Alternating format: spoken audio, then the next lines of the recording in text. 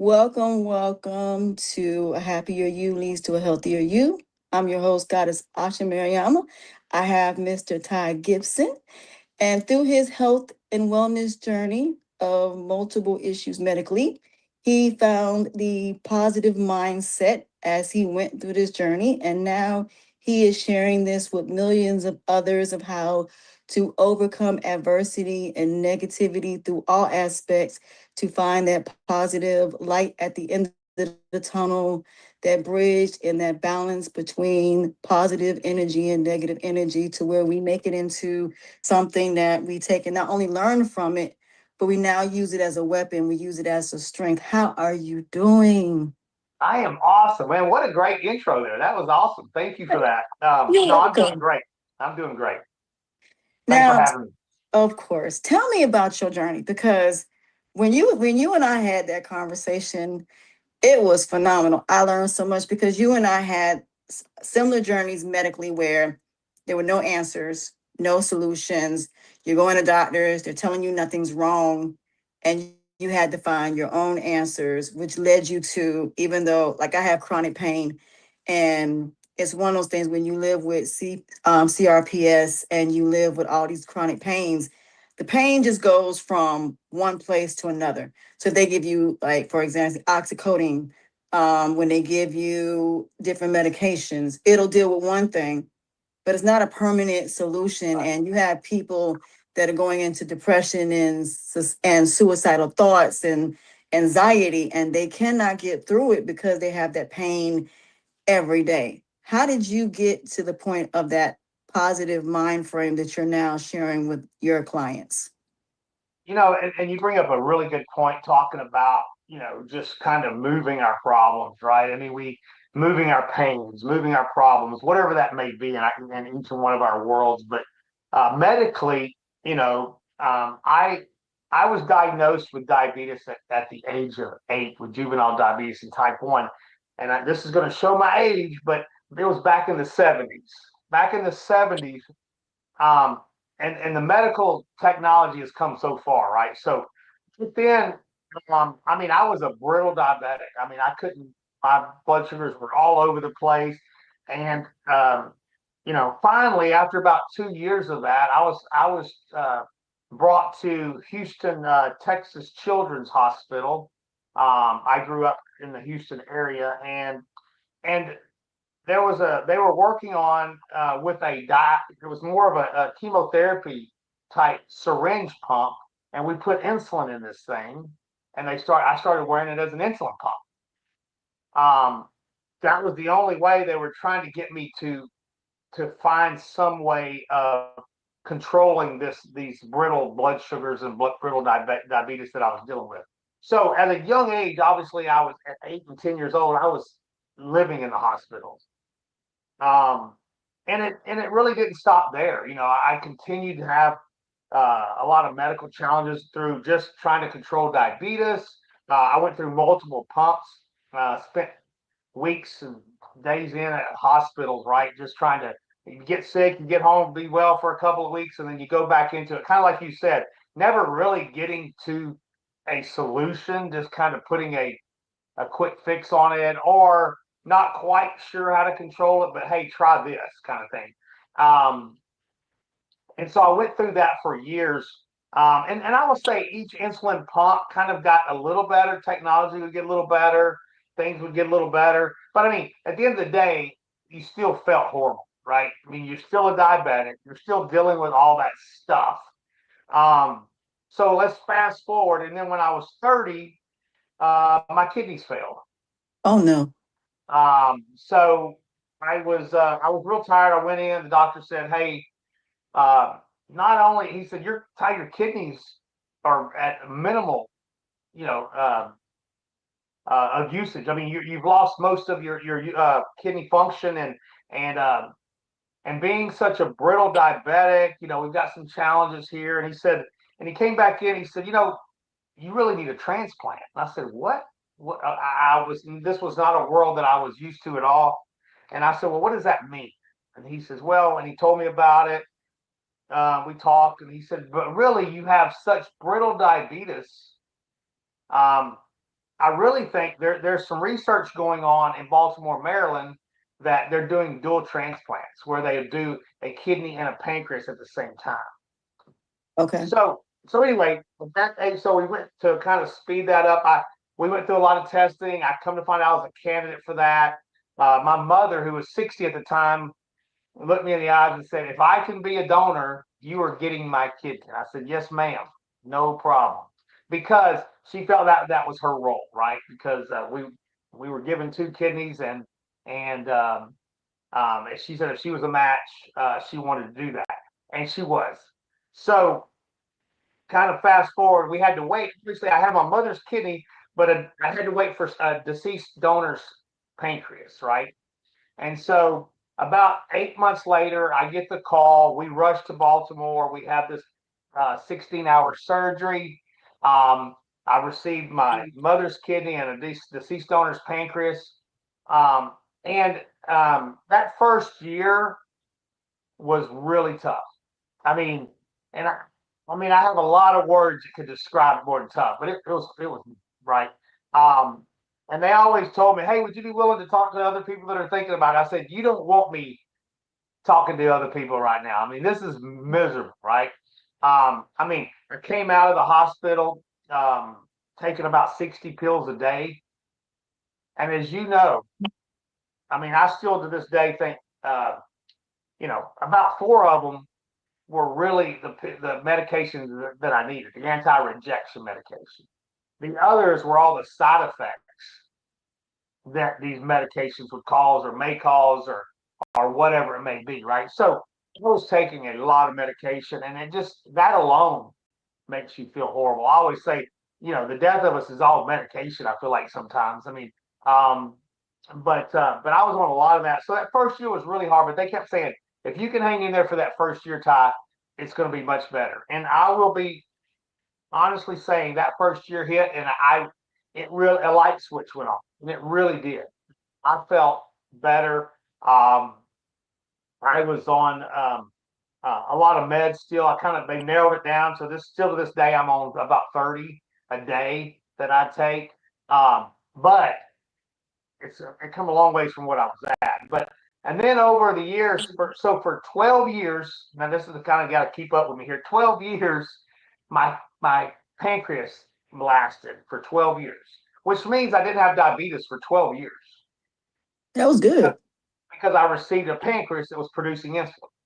So, and then my kidney, so that rejected in 12 years, but my mother's kidney lasted me for another 20 years, or a total of 20 years. So after that, I mean, I felt amazing through those years. Now, again, don't get me wrong. When you have chronic illness, a good day is most people's worst days, if I would say it that way. I mean, we deal with a lot of pain, as you know very much. I said that I mean, we wake up every day with pains that most people don't. And I'm not trying to say, hey, nobody has other pains like we do. But when you're dealing with chronic illnesses, the pains are just uh, sometimes I wonder how we get out of bed, right? I mean, we just or how we're going to make it through that day. Um, but I will say so that the after the 20 years, um, so obviously now I've got to go on dialysis because I don't have my kidneys failing again after that 20 years. Like they started failing, so they put me on dialysis. And I say this all the time. A dialysis center is, I mean, it's a blessing that they have them, but that is a hopeless place because I mean, you're in there. People are in there on their last leg, just trying to hold on with whatever hope they have, right? And it's a really hard time. I would go 4 in the morning, 3 days a week, and I would get out at 9 o'clock, 9:30, and then I would go to work, and that was hard. I mean, and then I'd try to go to work and act like everything was good because I owned the company, and people were looking at me as their leader, right? And I had to be their cheerleader, and I had to go solve the problem, whatever it is they were dealing with. It wasn't a big company. I mean, we had about 45 employees, but at the same time, my role was to really help motivate them to keep doing what they were doing. And so I had to really put on this face through that. But um, I did it, and it was it was a hard time. But then my wife, who thought at the time thought that she was a different blood type than me, finally said, "Ty, I'm just going to go see if we can do an organ swap where I can donate my kidney and you receive somebody else's that matches you." And so that was, I said, that would be awesome. I was really thankful for her willing to do that. She went and she calls me and she's crying. And I said, what? And, I pick up the phone and she's crying. And I said, what is wrong? And she says, Ty, God changed my blood type. And I'm like, what? What? But what it was, she had really just forgotten her blood type and didn't realize that she was a certain type, but she ended up matching me perfectly. So in 2019, New Year's Eve, I received my wife's kidney. Aw. Um, so you tell me this. I always tell people that I laugh on Mother's Day. I don't have enough money in the world that I could buy my mother and my wife enough gifts. So we always laugh. There's nothing I can do during that time to pay That's them back for what they've amazing. given me. Um, That is but amazing. it is. So yes, I received my wife's kidney, and I'm sorry it's such a long kind of my Oh medical no, you history is long. fine. You fine. So I received her kidney 5 years ago, and it's been absolutely amazing. It really has. And I never really talked about this. In fact, just recently I started telling my story because I kind of grew up where my parents were, uh, I would say, more hard nosed, like, hey, no, put a band-aid on it and keep going kind of thing. Don't slow down. Don't, nobody wants to hear your problems. So that's kind of the way I was raised. And, uh, and so I never really talked about it. And then a couple of months, after I was on dialysis, my wife said, "Hey, do you mind telling your story?" It was at a family reunion, and I told them. And I said, if they want to hear this, sure, I'll share. So I shared it with them. And then on the drive home that evening, like 6 of their family members texted me and said, "Hey, thanks for sharing. I signed up to be organ donor." Oh And I wow. thought, man, how selfish am I if I can really just tell my story that easily and possibly just save somebody's lives, right? Or multiple lives. So that's really why I'm here today of actually out talking about it, because through all of that, what I have found out, the most powerful thing that got me through it is positive thinking. You know, our mind is so powerful. Um, and I encourage people all the time, through their way of thinking, of just stay positive. Whatever it is, whether you woke up this morning and it's because you're like you or I that have some chronic illness that's really hurting, find push, because there is light on the other side of adversity, right? And Yep. and on my side though, I talk about this a lot. You know, since somebody's decided to be an organ donor, um, I after that I got through that, I was able to get married. I was able to adopt my child. I was able to start a business, and I just I can't even imagine not being able to do that. Right? I mean, I think that's been a blessing that somebody did that. But with adversity, when you push through adversity, when you push through, on the other side of that adversity is is is the rainbow, right? And that's what I want to encourage people to do. I know when you're sitting in the fight, it doesn't feel like that. When you wake up that morning and you're hurting, you don't feel like it. But there is absolutely light on the other side. I I apologize. My dogs decided to chime in on this podcast with me tonight. it's fine. Good night. I It am so is. sorry. It is absolutely fine, but you're absolutely right, because when I couldn't walk in 2012 and 2016, they told me first it was blood wasn't circulating through my body. The second time they kept saying it was nothing, and then 10 hours later they kicked me out the hospital, telling me they couldn't find anything. I asked them to transfer me to UNC Hospital, North Carolina. They wouldn't do it. They didn't have nothing underneath my back for support. Threw me on the bed. 10 hours later, my mom and my son, who's autistic, are helping me down the steps, getting me to the hospital just for them to tell me I have two bulging discs in my back, and that's why circulation wasn't properly done. And going through in 2020, matter of fact, it was a couple days before Kobe Bryant passed away. I ended up having emergency gallbladder surgery. So while I'm sitting in my room, I'm hearing about him and his daughter. And I'm saying to myself, I just had surgery.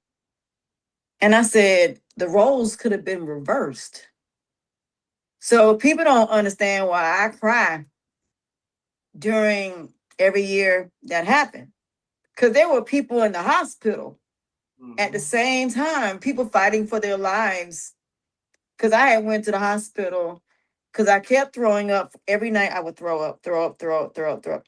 And I didn't know why and why I was having so much pain. And I wasn't even tested for a gallbladder infection. Didn't even know I had one. And I was watching a girl on TikTok, and she was going to a doctor in Turkey hospital. They tested her for everything for $1,000: dental, dermatologist, heart rate, diabetes, heart failure. They tested her for everything, cancer, everything. And within those 3 days that she was there, they gave her a long list of everything that was wrong with her or that was right with her. And she said, I am so thankful I came here, because if I'd have done that in America, I'd have been paying $20,000, $30,000 for that. And so when you talked about diabetes, both my parents have diabetes, and I have a friend of mine that had diabetes. He does documentaries on cancer, and they went to Mexico with no chemotherapy, just holistic treatments. They didn't have any cancer at all. Stage 4, no cancer. So when you talk about, and I tell people that never fail, never had car accidents, and people with mental health issues, I said, you're worrying about relationships and the pain from that relationship. You try having back pains all day, and you can't do nothing about it. You're stuck with it. Then you take Motrin. Then it goes up to your neck. Then it goes to your head. Then it goes to your eyes. It's like trying to find some type of host where it can just stay there. Right. And I tell people, pain only lasts as long as you allow it to last. And you got people with CRPS that can't even get out the bed because it hurts them so bad to get out of bed. And all of it happened just by some simple hitting their toe, hitting their back. That's all it took. And now they have chronic pain for the rest of their lives, and because most people have nerve damage and there's no cure for it. Mm-hmm. No, you're right. And I talk about this all the time. I mean, if we want our life to change, we have to do it, right? And I say that if we want our life to change, our thoughts have to change. Because I mean, it is, there's so many studies on this as you're talking about. I mean, holistic side of things, and the way I talk about this a lot. And the 3 steps that I talk about is, I talk about, one, when I go through adversity, I talk about grow or die. And when I say die, I don't mean die death. I'm talking about the death of a dream, a vision, hope, a purpose. Don't, but I mean, are we going to get better, or are we going to let all of that go? Right.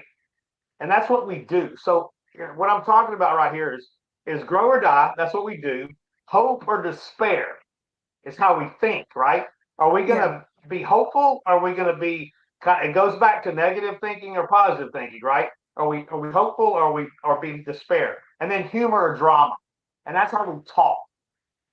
So it's what we do, it's how we think, and it's how we talk. And those 3 will coincide and follow, the mind will follow, right? When you're talking positive, when you're thinking positive, and when you're doing positive things, all of that creates a habit that your mind is now in a positive form. So I say all that because all of this stuff, you know, we all can't rely, as you just talked about, some of the medical challenges and medical, you know, kind of the, I say, kick the can down the road type process that we get put into sometimes. But really, sometimes we just got to look in the mirror and go, we're going to be the one to change that, right? We have to be the ones because if we rely on other people, we may not ever get there. No. That's why I encourage people, you know, um, look yourself in the mirror and say, I'm going to be the one to change these. I'm going to, if something wants to change, it's going to have to be through me. And through me is going to have to be positive thinking, change our thoughts, you know, because positive thinking is not just optimism. It's truly power, it's motion, it's power in motion, right? And when we shift our thinking, it'll shift our world. And just think if we could shift our world to a positive thinking mode, you know, it's really I mean, it could be amazing what can happen. I And agree. and I think that's why people like you and I are still here because if we don't think positive and we don't step out and try to do our things on, you know, through a positive thinking, then I mean we could easily sit here and talk on this call for 30 minutes of all the things that we've had wrong with us and that how bad things are. But you know what? You've done amazing things through all what you've been through. You've pushed through it. And now you're out encouraging people, which is great. You're encouraging people to think outside the normal ways of going, you know, but to do more holistic, more, you know, like I'm talking, do the mirror test, right? Look in the mirror and go, if it's going to change, it's going to be because of me. And I think that will help a lot. I agree. And it's also your environment. I tell people that too.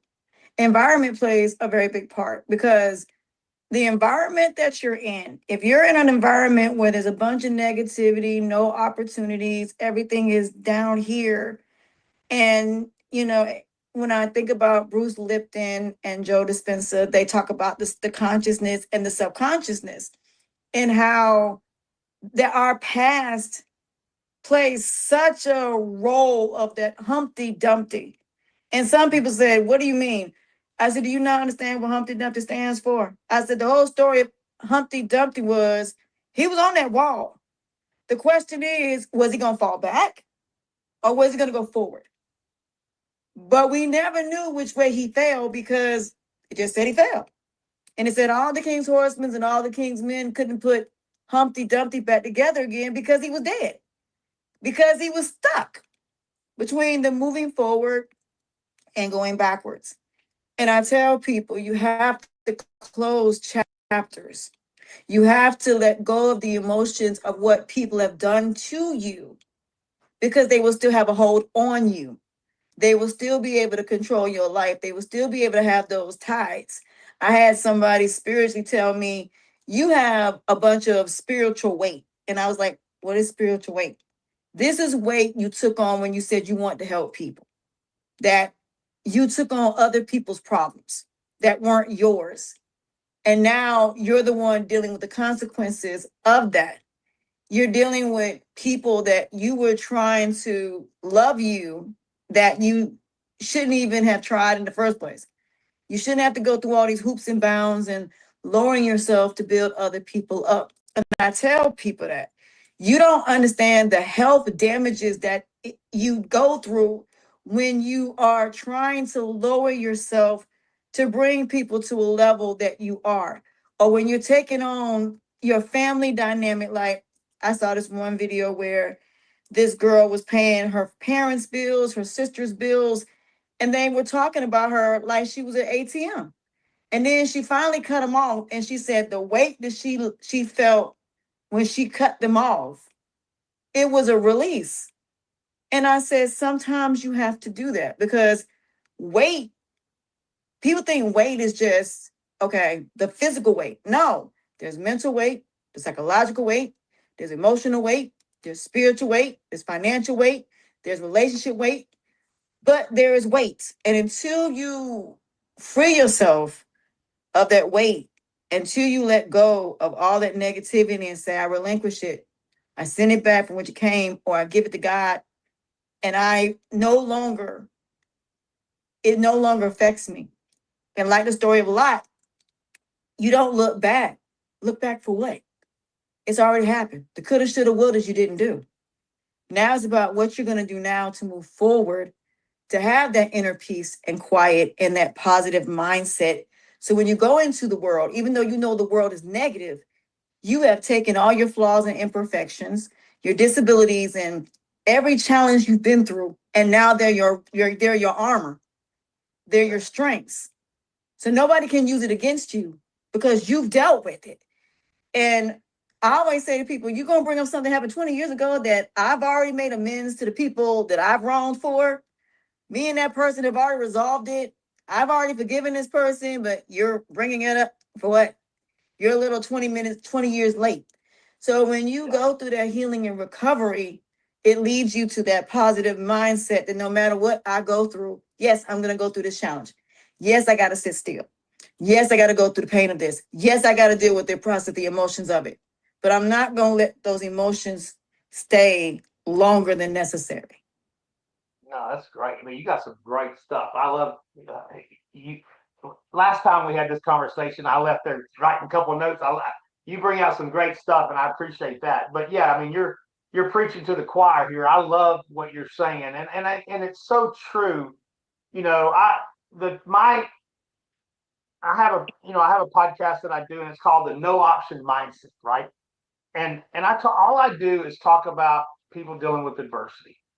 And I say this because the term no options sometimes, and that was developed. People ask me, how did you get through that? Well, when I have a 6-year-old daughter, I'm heading to a dual transplant at the time and had a 50-50 shot of survival. How do you look that 6-year-old in the eyes and not knowing if I'm ever going to come back and see her?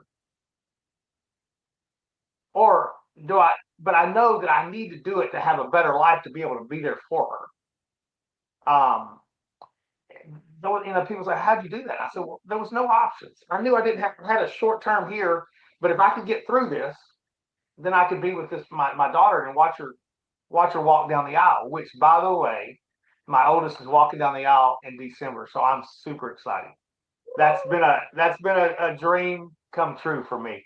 Um, but my point is whatever, if just think, if we look at these things like you're talking about, letting go of the past, people that are holding you on, that are dragging you down. If we put a mindset in that we say no options, you know what, I've got a goal and there are no options except for me to achieve that goal, whether that goal be a daily goal or whether it be a annual goal or a lifetime goal, right? Don't let all these options come at you and let you pull them down. Don't let, whether that options be people or whatever that options are, or if it's just a plan B, just because, oh, this is an easier route. No, if you want to achieve your goal, then have no options but to achieve your goal, and don't let people bring you down with words or actions or whatever that looks like. Right? Stay focused and have a no option mindset, and then again, positive thinking.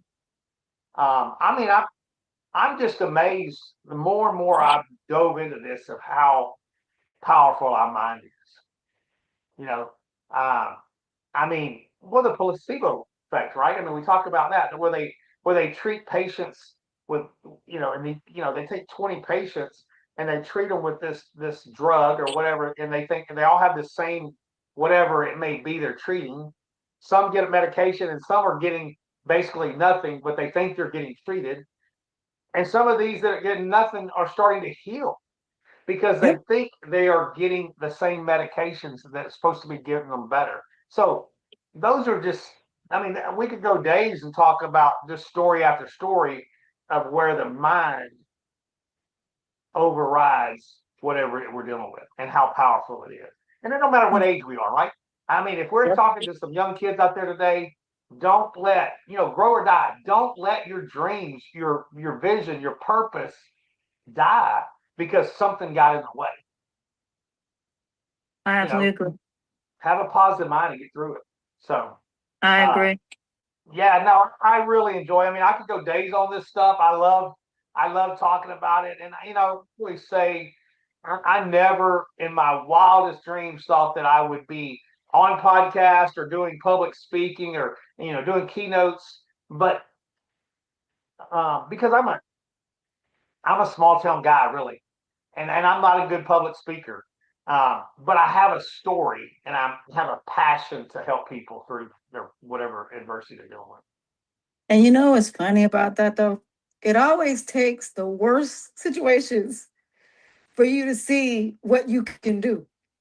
Just like same thing with me. I didn't think I was going to be a podcaster. I didn't think that I was going to be having conversations with people like with Stacy Nye about the fix code, where she talks about close your eyes and go back.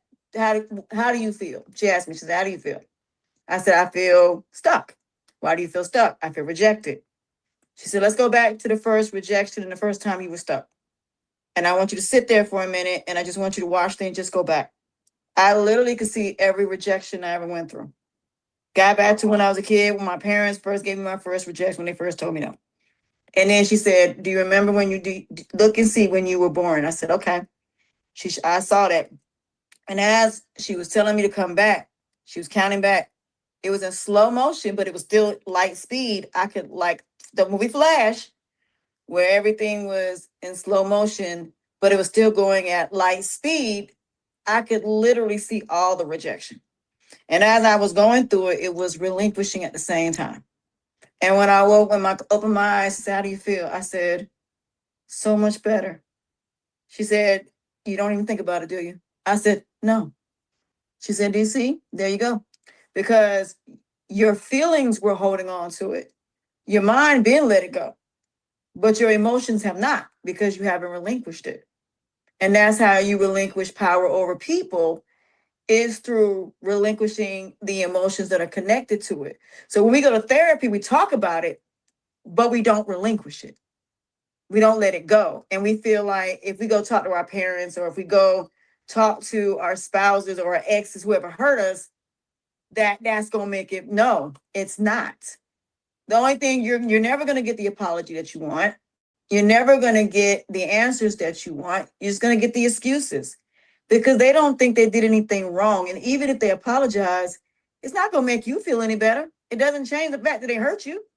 So relinquish it, let it go. If you're going to have that conversation, that is only to not only give those emotions back, but to close that chapter. So you never look, the only time you look back on it as a lesson learned, that's it. You don't look at the emotions attached to it. And you say to yourself, okay, the coulda, shoulda, wouldas. I always ask people two questions: how and why. The when, what, where does not matter. The what part may be multiple different questions, but those two, how and why. Why did you do it? And how are you going to let go of it? How are you going to move on? And how are you going to adapt to this new version of you? Because you can't be the new version of you if you healed from it physically. You talked about it, but you haven't relinquished it.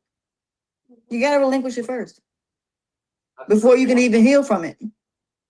You're so right. I mean, you're dead on. And you brought up a point a while ago that I wanted to bring back. You said, talk about your surroundings.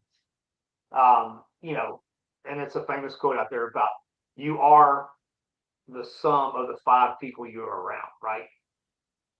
Yeah. So, you know, I mean, if we all think about that for just a minute, who are the five people that I surround myself with the most? Are they bringing me up? Are they pulling me down? If you're somebody that's saying that they're pulling you down, then I highly encourage you to go through a process and find the people that will bring you up. Because sometimes the people that we love the most, we really find out they're the ones that are bringing us down the most. Yeah. So I'm not just saying friends. I'm telling you, look at the five people that we surround ourselves the most, and that, whether we want to think it or not, that is who we are. We are the sum of the five people that we surround ourselves with. Les Brown gives he's the best at talking about that. I mean, it's so true.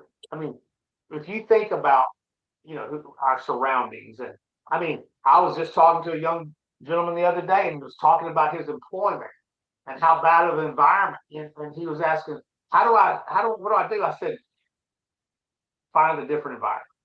Period. You find a different environment because that environment is pulling you down.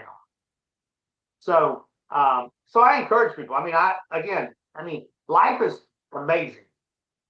Life is an amazing place, and life is what we make it, right?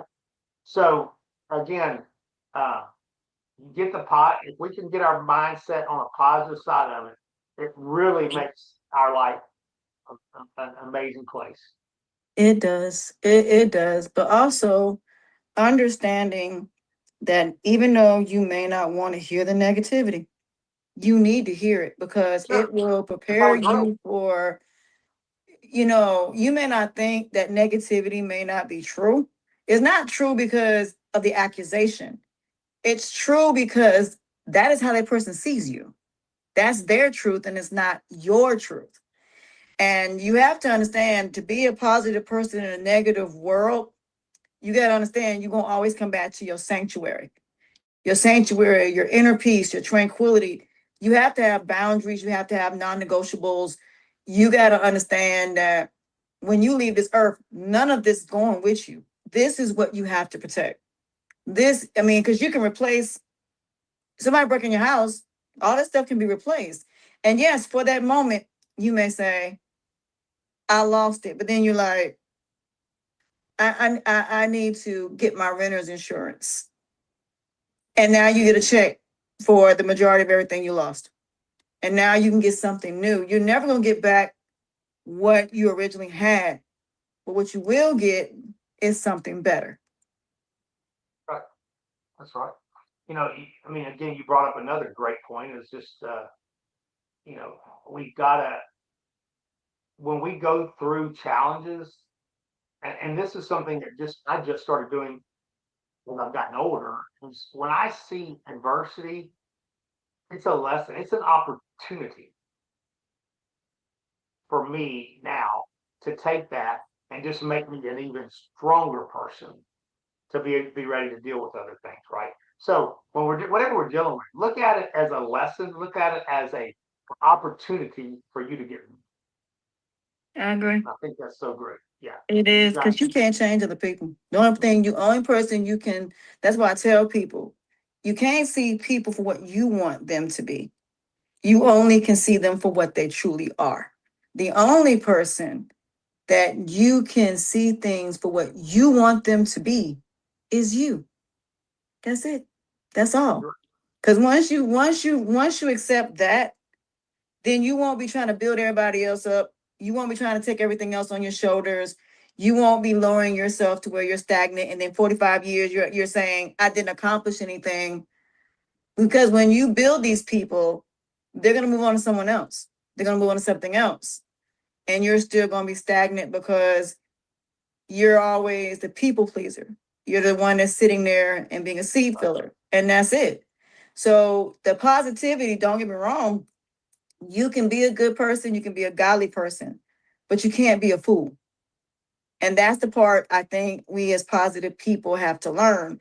That world is what it is. The negativity is there. But how do I decide what I choose to deal with and what is beyond my control? How do I say, you know what? You have a nice day. You say something negative, okay, cool. You said how you felt. I don't have nothing to respond to it. I have nothing to say to it. God bless you. I'm going because when I come back to my sanctuary, nothing that matters out there matters. When you get on a car and you drive, people gonna drive, accidents happen. You can only control your side of it. And just pray every time you go out the door. Look, I pray that I go outside, I come back to my peace and I make it safely. That is all you can do. Other than that, you can't control anything or anybody but you to the best of your abilities while you're out there. But you just come home and say, I relinquish all that negativity I just saw, all that negativity I just went out there in the world. You be careful who you bring into your world because your peace and tranquility, everything you've done to heal, everything you've done to recover. You don't want people coming, like you said, those 5 people. You don't want nobody in your life that's going to interrupt all the work and all the progress that you've done to get here to your 12th dimension, where you have your crown, your throne, your peace, your tranquility, your blessings, everything you worked hard for, and let these people come in and be like vampires and leeches and sucking the life out of you. And now you're right back to where you started. You're like, well, I did all this work to lose the weight, but it came back because of the reasons you did it. You didn't do it for the right reasons. And you can't maintain it if you're doing it for worldly reasons or because you want to get married or whatever reason. It has to be your health and wellness, and that's it. And your all the money is so you can be able to maintain and have the best of everything, not because you want to get a nice car. It's just our value systems have to be different. Right. Our purpose has to be different. You're right. I love it. I mean, you've got a great message, and I love listening to you. We could go on for hours. Yes, we could. I love, but you know what? I will just in closing, just make sure, if I can ever help anybody, and I'm not in this for nothing but to try to give back, because that's my goal now, is just to give back. And I always say, if I can ever help anyone, if there's anybody, any of your listeners that that that I can help, I would love the opportunity just to pick up the phone and visit with them, uh, set up a Zoom, whatever it is that I can help somebody with. If there's something that you and I have talked about today that maybe they feel like I could help them, please, I ask them to reach out. Reach out through you, to get to me or whatever it may be. But I just I encourage people that sometimes in this life and this world, we've got to lock arms and find those. We talked about the 5 again. Find those people on a positive thing and lock arms with those people, and let's get through this together in the best way that we can. So if I can help in any way, please, I would ask to allow me to do that. How can they reach you? How can anybody reach you? Yes, That's trying to. it's tygibson.com, and that's TYGIP as in Paul, SON.com. That is my website, and it's got it's got everything my email, my phone number. I encourage you guys to reach out to me anywhere. And then my podcast is on Spotify, just under Ty Gibson, no options. If they would like to listen to the different, I'm pretty excited. This week is the interview with my wife, who donated her kidney. I interviewed her on my podcast, so I'm excited. That one's coming out this week, so that one should be dropping pretty soon. So we're excited about that. Well, you know what? I thank you so much for this, because you know what? It is so many people struggling with pain in all aspects. And I am so glad you telling your story and you talking about how diabetes from a kid, your kidney transplants, and everything you went through to get you here to help other people. And now other people are donating and people are learning this positive mind frame through the adversities and everything. It has definitely been an absolute pleasure doing this with you. Oh man, this has been awesome. I've enjoyed it too, and like I said, if please, let's stay in touch, and how we can help each other and help anybody else. Absolutely. So, you guys, I hope you guys enjoy this podcast. I hope you guys learned something, and I hope you guys please check out his website. Please check out his emails. Anybody that's going through any type of adversity, regardless of whether it is, please, by all means, he's been phenomenal. Our 30-minute conversation was phenomenal. This has been phenomenal, and I definitely will be keeping in touch. So, thank you guys for joining me for this episode. I'm Asha Mariama. And with that being said, we will see you guys next time. Have a very beautiful day, and we will talk soon. Bye, guys.